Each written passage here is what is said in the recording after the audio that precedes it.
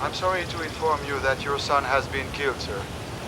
What? Because of an unexpected phone call, he left a gathering with friends and traveled alone, more than 7,000 kilometers away to France. On the train, everyone else was dressed like seasoned travelers, while his suit made him stick out. At first, both his friends and his secretary told Tom that maybe it was just a scam call, or maybe his son had simply forgotten his phone. Tom held on to that hope, because nothing about this quiet little town seemed dangerous. It wasn't until the police chief personally came to pick him up, until he was standing inside the morgue, until he saw his son's body with his own eyes, that Tom finally faced the cruel truth. At 60 years old, he was now an old man burying his only child.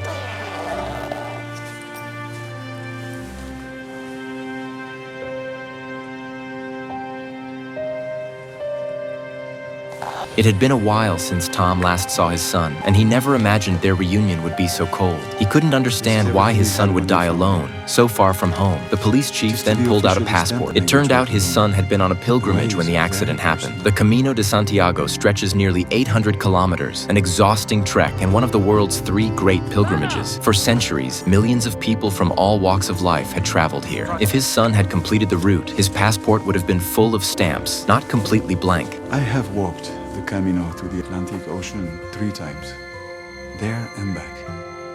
I will do it once more on my 70th birthday. God willing, of course.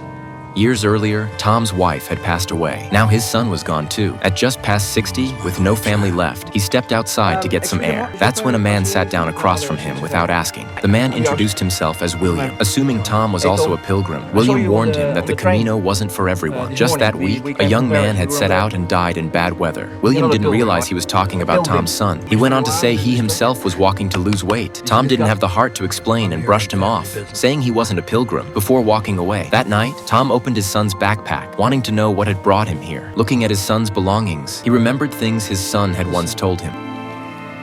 My doctorate? I'm not gonna finish it. You mean this year? I mean, ever. Margaret Mead didn't become a great anthropologist by staying. Margaret Mead didn't become a great culture. When was the last time you traveled abroad? And I'm not talking about for business. I mean before Mom got sick.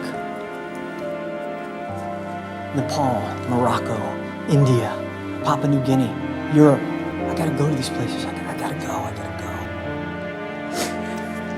Holding his son's things, Tom felt his presence. He immediately went to the police chief's home and insisted on cremation. Seeing the determination in Tom's eyes, the chief agreed. In just a short while, Tom's son, once as tall as him, was reduced to a small box that could fit in his hands. Tom told the chief he would honor his son's wish, carrying his backpack and gear to complete the Camino himself, even at 60, even with winter closing in. We're leaving in the morning. Oui? Both of us. Packing his things and placing his son's ashes in the bag, Tom accidentally knocked over a lump. His hands and feet weren't as steady as they once were, just as his son had said. He couldn't even remember the last time he had taken a real trip. Before he left, the police chief gave Tom a stone, telling him it would be useful at the end of the journey. Tom said he was walking for his son. The chief, who had also lost a child, understood his grief, but he told Tom, in the end, the Camino is always for yourself. Tom set out, only for the chief to call him back. He was heading in the wrong direction. This time, he had to take the path his son had wanted to walk. Tom was an ophthalmologist. While not rich, he had always ensured his son lived comfortably. He couldn't understand why his son would leave that secure life behind for something so difficult. Along the way, the scenery was even more beautiful than he had imagined. Eventually, Tom stopped at a hillside where a cross marked the ground. This was the first checkpoint, and the place where his son had died. Turning around, he almost saw his son in the distance, waving. Tom opened the urn and scattered some of the ashes. That morning, in his mind, still felt painfully vivid. You should fly with me. Yeah, right. Turn the car around, pack a bag, grab your passport, forget your golf clubs. Come on, a father-son trip, it'll be fun. When you coming back? I don't know. So you don't have a plan? We agreed that if I let you take me to the airport, you wouldn't lecture me about how I'm ruining my life. I lied. You know, most people don't have the luxury of just picking up and leaving it all behind, Daniel. Well, I'm not most people. If I don't have your blessing, that's fine. But don't judge this, don't judge me.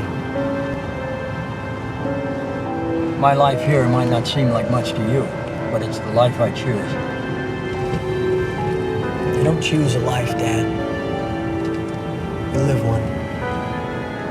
Snapping back to reality, Tom thought about how distant he and his son had become after his wife's death. Maybe it was a lack of father-son connection, or maybe his son truly longed for freedom. Either way, it was too late. Tom would never know. All he could do now was keep walking. He walked until nightfall, finally reaching a small town where most inns were already closed. Only one hostel remained, meant for pilgrims. It was cheap, 15 euros with meals included, but it wasn't what Tom had imagined. There were no private rooms, just rows of bunks. Arriving too late, even the food was gone. Tom climbed into bed as quietly as possible, not wanting to disturb the others.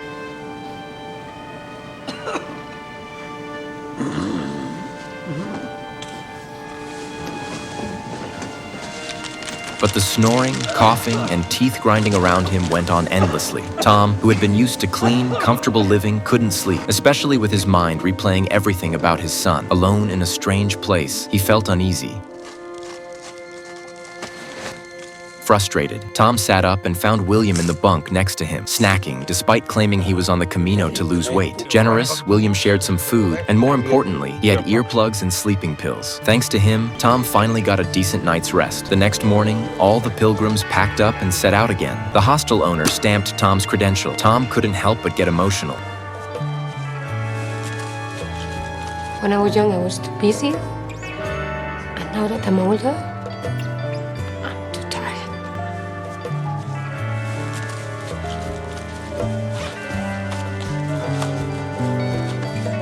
Buen camino.